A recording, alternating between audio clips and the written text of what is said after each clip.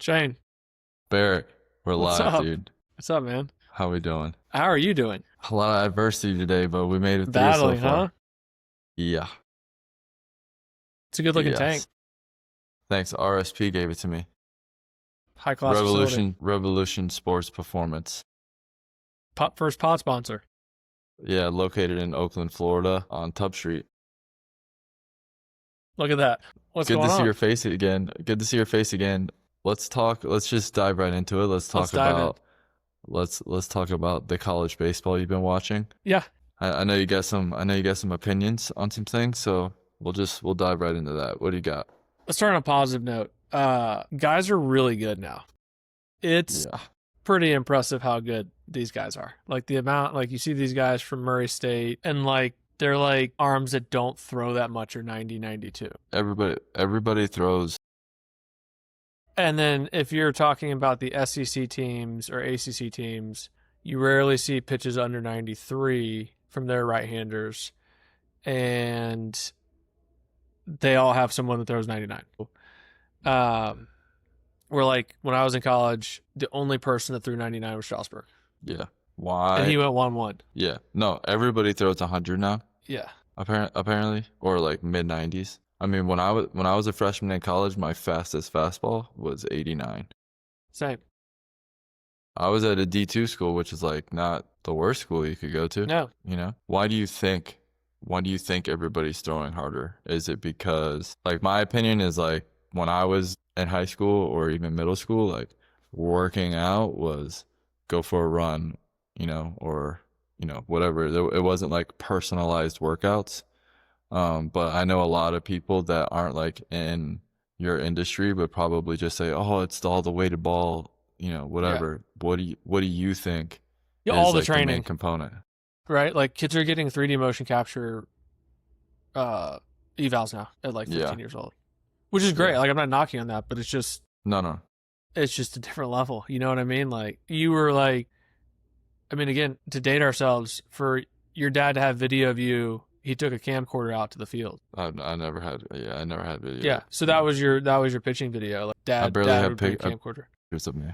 Yeah, right. There was no like, oh, just whip out the iPhone and record it. So Yeah, training all the way around, and just like anything else in life, the necessity to throw harder causes people to throw harder. Like you don't have a choice. yeah, yeah. It's more of a goal now. I was talking to somebody the other day, and we were kind of like talking about the same thing, really. And one of the things we touched on was the fact that, like, when I was a kid throwing a bullpen, even really my first few years in pro ball, like if I was throwing a bullpen, there was no radar guns involved. Like the only time you knew how hard you were throwing was in a game. So essentially, like now kids throw touch and feels, right? But when I was growing up, every bullpen I ever threw was a touch and feel, So, and that's been one of the biggest transitions as I got older, and even now, like knowing that I need to throw hard in a bullpen to try to get somebody's attention, to try to get a locker, or being in spring training and watching the young bucks throw a bullpen next to someone that's been around. Like it's just different.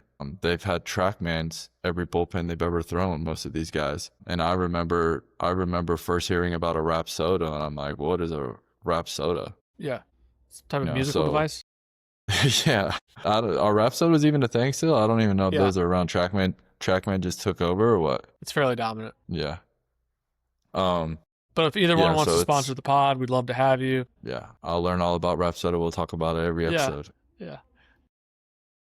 So yeah, that, and then I mean also the hitters, man. Like these dudes, first of all, they're massive. They're Like, the amount of massive. guys that are just massive goes into the training piece for sure. But they're good too. It's not like they're just gorillas up there hacking at whatever. Like, No, they're athletes. I mean, there's a enormous athletes. lot of good takes, a lot of good, breaking balls just off the plate that guys are spitting on. I mean, attack at fastballs, people hang one and it's destroyed. I've watched less baseball this year than ever before at any level, but watching the regionals, super regionals, I've been blown away with how good these guys are. Yeah, same. I haven't watched much baseball except for the regionals and super regionals. Who's your team? Who do you think's gonna win it all? Man, I mean, I'm sure everyone's cheering for Murray State. Yeah, but cheering for them and thinking they're gonna win are two different things. Who do you think is Yeah. gonna win? I need the list in front of me of everyone that's in it. I can't remember off the top of my head. Early, my team was UTSA, and then they got beat. And then they weren't. Yeah, then now they're no longer my team. Yeah, UNC was super hot. They got bounced, and that's the crazy thing too. Well, Like these teams, like Arizona lost 18-2, and then they just win the next 2 games. You lose 18-2, and your starter in game 2 gets knocked out in the first inning, and you win the series. Baseball. What is that? Yeah. Yeah. So, yeah, I don't have. I need the list in front of me. I don't have it. Let me get my research team on it. Yeah, pull it up, would you? While you're pulling that up, let's talk a little bit about why you think the big teams got knocked out so early. Like some of these bigger teams, they're getting beat by what you could argue are smaller teams. You know, like Vandy's out, Clemson's out.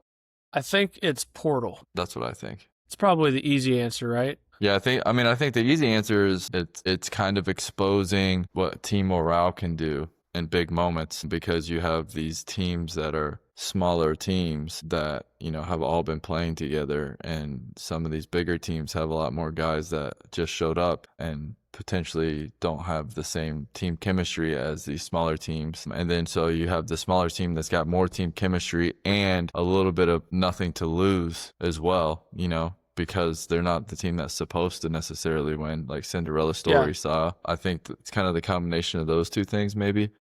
So, yeah, this is interesting. I'm But looking at break. Oh, sorry, go ahead. But I also think, don't forget, like what we just touched on was how everybody throws hard now and everybody's strong. So, like, I also think that the level of play in between like, the big teams and the somewhat small teams, whatever, like, I think the level of playing field, it's more of a level playing field. The level of play on both teams are much closer than they used to be, just because of what we said earlier. Like, everybody's throwing hard now. Like, before, the small teams didn't have guys throwing 96. You know, now they do, because everybody does. Yeah, it's interesting looking at a graph that shows what percentage of the teams are recruited versus JUCO versus 4-year transfers. UCLA is 93% guys they recruited. Really? So no portal? Basically no portal. Yeah, and then the other part's combination of the 4-year transfers from either D2 or D1. And then Murray State's the opposite, 38% recruit, 38% JUCO. And then 22, what does that leave, 24%? Yeah, so 22% of that 24% is 4-year transfers. So they're the opposite. 35% 4-year transfers. Are they out? They're in. So it's Arizona, Arkansas, Coastal, Carolina, Louisville, LSU, Murray State, Oregon State, UCLA. I mean, LSU's just, they're the Yankees at the thousands right now with, or late 90s with the amount, like they have the most money, I believe. And they have the dudes. So they're going to get pretty much whoever they want recruiting wise, and then whoever they want out of the portal. Yeah. So they'd probably be the favorite. LSU. I watched Oregon State play 1 or 2 games, and those guys are huge. Yeah. Like, though, we need to get a hold of their strength coach and I need their supplement plan, because those guys are enormous. Arkansas is always super impressive. They always have dudes every year. Coastal Carolina seems to be super buttoned up. Yeah. And then you have, you know, like Louisville and Arizona are just like super hot towards the end of the year. I don't know much about UCLA. I watched a little bit of their game. I mean, I wasn't like, didn't have a lean one way or the other. Yeah, man. I would assume LSU would be the betting favorite, and Arkansas close behind. And then again, like Coastal looks super, super clean. And as we know with baseball, sometimes just the team that makes the least amount of mistakes. Coastal might be that team, and especially in the big games. Yeah, and Murray State might lose the first game and be down 4 runs in the 9th inning and win the World Series. So yeah, the thing about this is every inning is like the 9th inning.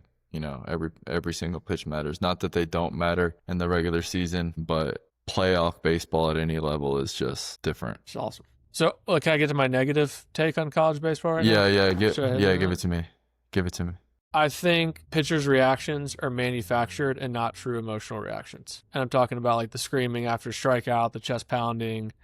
Yeah. Like, I think that started, someone did it, it got a lot of attention, and then other people started doing it. And so there's obviously some guys where it is their natural reaction. It's a pure emotional reaction in the moment. And then there's other people, I think they're like, oh, I'll get noticed. I'll get on, you know, I'll go viral, whatever. If I can act as crazy as possible, then I'll get noticed. Did you see, I don't know what team it was, but I just saw it on Instagram. The kid, he's in the windup and he's like rocking back and forth and rocking back and forth. And the hitter calls time. He might have he's like going to get the pine tar or something. Like it's a long time that he's just rocking back and forth the whole time. And they like pan to his own team's dugout, and the boys in the dugout are like laughing at him. Yeah. They're on his team. Then they go back to him and he's like rocking back and forth. And then hitter finally gets in the box and he throws a changeup, and then buddy rolls over. I'm like, man, at some point when you're rocking back and forth that long, you think to yourself like, well, now I have to keep going. Yeah. Like it was an extended period of time, you know, like it wasn't like hitter called time and he's like, nah, fuck that. I'm going. And he's rocking. It was a long time. Yeah. Where like he had to have had the thought like at this point. And then it's like he's all in. He's pot committed. Yeah. And then on top of that, it's like now it better be a strike, you know, like, and he got on the rollover on the changeup, so thank God for that for him. But if he throws a ball not even closer, gives up a homer, or if he lays one and gets roped in the gap, like it's bad. That moment was gonna go viral. You were setting yourself up for potential failure there, and he got through it. So I'm happy for that guy. But yeah, like stuff like that. I mean, maybe he's that dialed in. I don't know the guy. I know when hitters call time off me, like I could never do that. No, I would turn into the biggest mental midget doing that, because I would know everybody's watching me, and I don't like feeling like everybody's watching me. You know? Yeah, you'd want to step off and get redialed back in when he steps back in. Yeah, like I got exactly. I mean, for sure. Yeah. But, so again, I think some guys are legit with doing it. I just think it's become a thing now, and yeah, so I can use a little less of it. I went to the tournament in down south, wherever I was in Palm Beach, and kids are doing it. Or in high school, I watched a kid in high school this year. It was like the 6th inning. Their team was down 2 or 3, and he struck out the last guy of the. Well, it couldn't have been the 6th inning because they only play 7, so it was probably like the 4th inning. It was the middle of the game. They were down 2 or 3, and he struck out the last guy of the inning and came off the field as if they just won the state championship. Yeah. And they, and they ended up losing that game. Where it's like, I get it. You want to play with emotion. I support playing with emotion. I love it. Sometimes. Yeah. There's some feel involved. Sometimes you just gotta keep your emotions inside a little bit more. If it's the middle of the summer game and your team's down 3 runs and you come storming back in the bottom of the 7th or top of the 7th, and then you come out and you punch out somebody when the tying runs on second base and you guys win. All right, cool, do it. But like you said, middle of the game, you're down a few runs. Like that's fake. Well, here's the thing. This is my personal opinion, and everyone's entitled to their opinion. But like, you want to show some emotion there because you got some. Like, it's good. It's good enough. You know what I mean? Like, but hop, skipping, and jumping off the mound, and then like coming into the dugout still fired up is a little too much, in my opinion. Another part of that scenario is what people don't realize, especially young players, and I think that there's people in the big leagues that may not realize this either, is one of the hardest things to do in baseball is to come in as a reliever in like a big situation and get out of it. So like, let's say you come into the game in the 7th, 1-run game, 2 guys on, 1 out, punchy, right?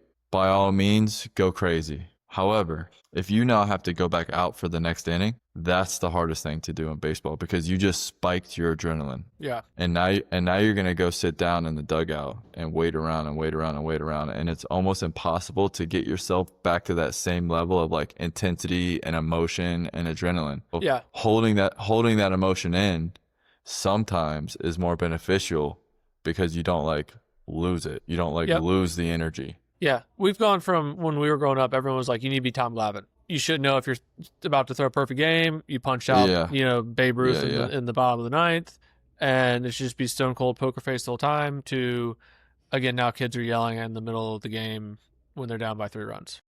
Yeah. So it's just, there's always a happy medium, and hopefully it'll swing back a little bit the other way. I think it also looks selfish.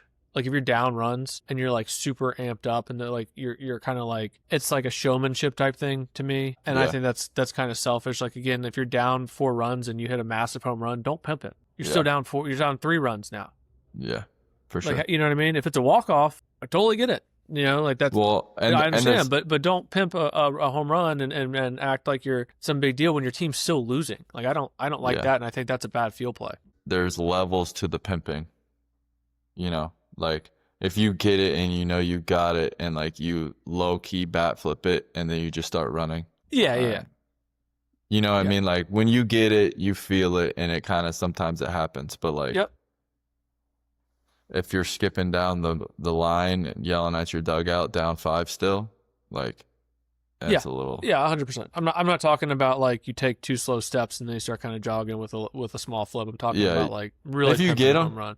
I've always said this: if you get me, let me know. I got no problem with that. Yeah, You know? I'm not the get off my porch guy. I'm not anti-emotion. I'm good Yeah, with all that stuff. It's just, again, my thing is that it feels manufactured and fake a good bit of the time. Um, and it would be, I think, more enjoyable if it's just raw. Like everyone likes genuine reactions and genuineness yeah. in general. So yeah, that's my That's your take. semi That's old your man hot hot take. take. Yeah. No, I get it. I don't disagree with you. I do think that there's a line. You know, there's just gotta be a little feel involved. I think that's all it is to it. You know, I have a kid that I talk to, and his dad's always sending me videos of stuff he's doing on the field, and he'll Like just be antics. like, yeah, and he'll send me the video of it, and he'll be like, I need a douche meter. Like That's I'm funny. dad, and I think it's douchey. I need to know, Yeah. like, is my kid being a douche or not? Yeah. You know, so like, there's people that have feel, and you know, that's part of it, learning through that. But the game is obviously changing, and the more it changes, the more of that's probably going to be there. You know, like when I first got into pro ball, it was if you pimped a homer at all, you were going to get hit. Get on the ribs. Yep. You know, and that's just like, have you watched the comeback, the Red Sox documentary? Yeah. Dude, must watch. It's on Netflix. It's a must watch. Pedro didn't play no games. Pedro played no games with nobody. And it was 98. Dude, that It wasn't guy, like it wasn't just like a like a 86 to the ribs. It was 98. Pedro Martinez, I knew, like, I remember being a kid and like watching him pitch, and like I knew he was one of the best, but I'm a kid and like I don't see baseball then the way that I see it now. And then like watching that is a must watch documentary, and Pedro is a absolute dog. Yeah, I mean he's one of Like, the best to ever do it. but it's like he didn't play no games. I was like, he's going at Cheater's neck and he don't care, you know. And nobody does that kind of, like, that's not even in the game anymore. That's a completely gone thing. Which is crazy just from a perspective of like what's a good pitching strategy to make the hitter uncomfortable because you're throwing a ball fast and if it hits you it hurts. So again, like you knock somebody down or they have to move their feet at all, the rest of the at bat you have an extremely large advantage.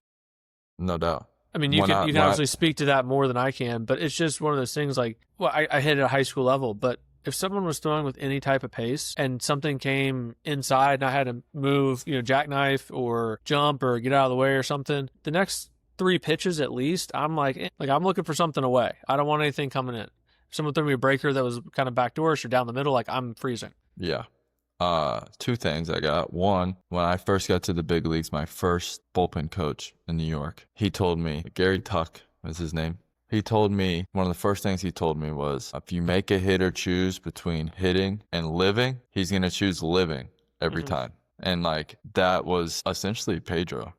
Like, and probably Nolan, like that generation of baseball, like I would assume they were all that way. Like I would assume Clemens was that way. I would assume Nolan, like all the best were probably like, you want to be alive or you want to hit the baseball, you can choose, but I'm coming for you kind of deal. And then the other part of that is K-Rod, when I was in Detroit, told me, if you ever go up and in, don't ever go soft after that. And I thought that was interesting because you taught the opposite. I was taught the opposite, but his point was that's why, because everybody's taught the opposite. So what do you think the hitter's thinking? And I'm like, well, that makes sense. The only exception to that is if you have like a sweeper and you can front hip righty, like you're righty and you can, and then it's like, oh crap, I'm about to get hit again, and then it's a strike. But yes, I understand what you're saying. Yeah, I think it's more of like just be aware that it doesn't necessarily mean go slider or go curveball. Like everybody in the stadium kind of thinks that that's what you're doing. I still think that it's probably a decent idea based off of the trajectory of the fastball. You sped him up at his face, and now you're going to throw a bender that starts potentially at his face. And he get a little jumpy off of it. And or if it's not starting at his face, it's also much slower. When you're facing a hitter, like the biggest thing is the timing, right? So it's not a bad pitch to throw. It's a good pitch to throw. However, one of the best closers of all time said, no. So paid attention. And it's like, all right, makes sense. If you, especially nowadays, like you got a good heater, heater up and in and then fastball down and away or back in there. But again, I just thought that was a big learning point for me, obviously, because like my sinker in on guys was one of my things. Mm-hmm. But hearing one of the best talk about like that doesn't necessarily mean go soft. Like helped a lot. My last competitive, I don't know, I wouldn't say it was competitive, but the last time I was in the box against live pitching was an alumni game, like 25-ish. And so I had seen, live pitching in probably 3 years at this point. The dude threw me like a 2-2 fastball that was like kind of in off the plate. And I was like, all right, dude, like that's not cool. Like the last thing I want to do, like he was probably throwing like 86, 88. I was like, oh, the last thing I want to do is just get pipe one in the left elbow here and just be crippled for the next week. And he threw me, the next pitch was a fastball away, and it was like outer third. I thought it was in the left-hander's batter's box. I was like, if I had a 38-inch bat, I would be able to hit that. And I didn't move. I just went back, just took it and walked away. But I was like, that's how effective those pitches are. Like, again, obviously it's a lot different. You're facing Aaron Judge, facing Barrett Stover 3 years removed from seeing a live pitch, but it's some of those psychological things still hold true where it looks further away. You're a little bit on edge. All those things are true. So it's from a strategic advantage, not even like I'm going to get even or a grudge or I'm going to go after people advantage. I don't get it. Like, I don't understand why you wouldn't knock people down fairly consistently. Yeah. Well, you got to show up both sides of the plate for sure. Let's transition to CISL. Yeah. For the listeners that don't know what that is, can you explain it for them? College Indoor Summer League. Got the shirt on today. It is our league for rising college freshmen and athletes that are already playing in college, where we have all like live ABs going on with the hit track simulating results. So we have a game setting and every pitch is on TrackMan. So guys are constantly seeing their metrics and they're seeing them live so they can make adjustments as they go. So it's a data-filled league where we're giving guys constant feedback and helping them understand who they are as a player and how to get better. And then we include the training side of that as well. So all the strength and conditioning movement is included and built around their game. So they're getting both sides of the coin. They don't have to choose between like, hey, I want to train this summer and get better, like physically, or I can go to a league and rot away for 2 months because I don't have access to a gym and I'm eating 3 hot dogs after, that the team provides after a meal at 12 o'clock at night. So not that all leagues are like that. They've gotten better, but there are a lot that are like that. So like I did one league in the highlight one summer, and the highlight was our like Tuesday trip to Hooters, which was a free meal. And that was like, nice. I thought I'd made it. Yeah, show dinner at Hooters. I was like, wow, what are we doing? And then, like, if I had a hot dog after the game that I didn't have to pay for, I'd have been thrilled. To kind of combat that, and so guys don't have to really choose between like, do I want ABs? Do I want to just get bigger? Is there something I need to work on physically? We have a lot of guys that had some type of injury, and so they didn't get as much playing time. So they need the reps, but they're not quite there physically. And again, like a lot of guys that are getting ready to go to college, and they need to learn what it's like to compete physically, mentally, change their mindset, get that ready to go, and know how to work as a freshman going into school, so they're not punched in the mouth for the first 2 months that they're there and just kind of blown away by the whole process. So, yeah. What would you add to that? I mean, I'm to be honest, I think like the number one strength, at least in the state of Florida, is you don't have to worry about getting rained out. You're gonna get your reps in. Like you're gonna get your ABs today. You're gonna get your innings in. It's not like, oh, I got pushed back to tomorrow. Oh, I got pushed back to next week because whatever. Like you're gonna get your reps in. And then on top of that, you also have an opportunity to train. Where I played in, or I guess I didn't even play. I was supposed to play in the Florida League 1 year, but it's like you got to go to the local gym in the morning and then drive to the field and then do the practice and do the whatevers, right? We're like, do I believe that playing in a real baseball game is extremely beneficial because of experience? Absolutely. The most beneficial, absolutely. However, for guys that need to get bigger, faster, and stronger, like if that's your priority, this is a situation where like you can still do that and get your reps in, or have a specific skill that needs to be better, kind of trained in a game situation. So again, if you don't have a good breaking ball, or you can't throw your breaking ball for a strike, this is a very good good happy medium between throwing it in a pin or just against a hitter, standing in the box, and then versus like, oh, I'm so worried about results in a game that I end up not throwing it when I need to because I just want to get the guy out and get more playing time. Yeah, it's not for everyone. I think we're pretty honest about that. There are some guys that are, if you're a shortstop that is 6'2", 205 and got 3 at bats and 1 inning in the field, and you're supposed to be potentially fighting for a starting job in the infield for your school next year, probably need to go somewhere where you're seeing the ball live off the bat. Yeah, you need to go play in the field and get some experience turning two and talking to your teammates and feeling. Just seeing the ball off the bat and getting to it and all the things that come with that, with that, what that encompasses. If you're a first baseman that's a little banged up and you need to get right and you still want to get your at-bats in, like, this is a really, really good solution. So it just depends on who you are, what you're trying to do for the summer. And again, I don't ever want to be someone that sells our programs as it's like, well, this is a must-do for every single person because every situation is different. If you have the opportunity to go play in the Cape, you should go play in the Cape. Like, that's what you should probably do. Yeah, no doubt. I mean, when I first heard about it a few years ago, I thought it was genius.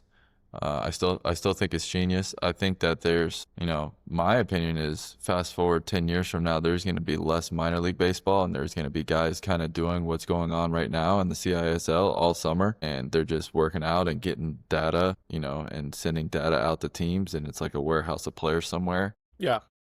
And that's where teams are like pulling people from.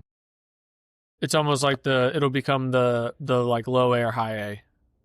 Type situation. Yeah, for sure. Yeah. I mean, who am I to think that? But I for sure think that. I for sure it's going to be like big leagues, AAA, AA, and then everybody else is probably at a complex doing that, or maybe not even at a complex, and they're at just a warehouse somewhere doing it. And then the Mexico League will probably get bigger because there'll be more talent there, which is already kind of happening, right? And then indie ball might get a little bigger. One or two of the indie ball leagues take off. Yeah, there'll be more talent there kind of deal. But I definitely think that that's like the direction that pro ball is probably going. So it'll be interesting to see how all that plays out. Yeah. Well, the other part that I know high school parents don't understand, but as the transfer portal has been obviously getting exponentially bigger and more important throughout the years, coaches want to see the data first. And I've had the opportunity to talk to a few like high major D1 coaches in the past couple of weeks. And they're like, I have to see the data first. If the data tells me that this guy can play here, then I'll worry about video. Then I'll worry about like what happened on the field, the stats and all that stuff. They care nothing about anything that happens in any high school games. Very few care about stats in any type of travel ball tournament. What are the metrics on the heater? What does this kid do? What kind of damage does he do when he hits the ball? What do the exit belos look like? What are the strikeout to walk numbers look like for pitchers or hitters? It's much more of that type of thing than worrying about someone's batting average because Johnny's dad's keeping the books. And so if Johnny's dad doesn't like Stevie, then Stevie doesn't get a hit. And they know that. And again, if it's a summer tournament, there's probably some high school kid that, is either hungover or looking at TikTok the whole time. And he's the one keeping score. So, that's not going to be accurate. So it's like, can you throw the ball in the strike zone? Is your stuff good enough in the strike zone to get guys out at the level that they're at? And they know that because of the data they have. And then it goes from there. So again, this makes even more sense on that type of continuum because they want to see the constant data and understand what's going on. That's the first check mark. And if you have the data, then they can worry about some of the other things. If you were 22, let's say if you were 20, if Stover was 20 years old, what would be your goal arsenal? Like in your perfect world, you want a four seam with ride, you want a sinker with whatever, you want a cutter, slider, curveball, like what would you want? So playing off a little bit of what I know what I could do when I was playing, changeup was my best pitch. So having a four seam off of that right now, like if I'm throwing my four seam 18-ish inches, granted it's 80 miles an hour, so that doesn't play anywhere. Assuming I would keep that profile. What's elite? 24? 20. 24 is like out of this world. If you're sitting 20, you're gonna be missing bats with it. So if I could stay 18 to 20 with it and have a velocity that's competitive, and then throw my changeup, which is again metrically pretty good. It's just I don't throw it fast enough right now. That would be really good. And then I think that the only breaking, let me phrase it this way, the breaking ball that I felt like I had the most upside with was the knuckle curve, and so having something that was a little bit more 12-6 would have paired best with those pitches. So that's who I would have I think become if I would have had the data back then. Understood, like yeah, we can work a little bit more up. If we're taking in all the factors, I played in the composite bat error in a field where the wind blew out. So anything up is kind of risky. I tried to actually throw a sinker my senior year because of that, which didn't work, but I didn't have any. But you tried. You gave him hell, Yeah. buddy. Don't worry about it. Yeah. Gave it the old college try. But working on, like, I never had a good consistent breaking ball. And so what would have helped me with this, with the data side of things is like, oh, this breaking ball is good. You need to stick with it. It just needs to get in the zone, needs to get a little bit sharper or whatever. You know, like there's some tweaks you need to make. Don't abandon it. Instead of being like, oh, I threw it for a little bit and I can never really quite get it down. Let me try something else. The whole data thing obviously changed everything. That's a real in-depth comment you made there. No, like when I was in the minor leagues, my slider didn't have any depth. Everyone kept telling me that my slider had no depth, and they told me that it wasn't going to work at the major league level because it didn't have enough depth. But then I kept throwing it, and now they just call it a sweeper. Yeah. You know, like then they actually had data to prove that, oh no, it's actually a good pitch if it's a sweeper.